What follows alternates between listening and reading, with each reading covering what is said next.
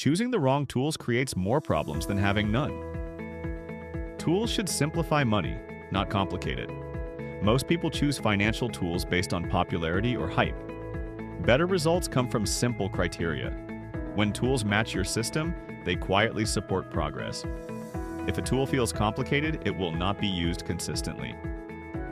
Simple tools create less resistance. Low resistance increases follow-through. Complexity is the enemy of consistency. Good tools make money easy to see. They show what's happening clearly without requiring constant effort.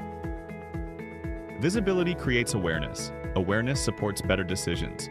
The best tools reduce manual work. They allow important actions to happen automatically. Automation removes emotion from repetitive decisions. The fewer steps required, the more likely a tool will be used. High friction creates abandonment. Low friction supports habits. Tools should disappear into your system.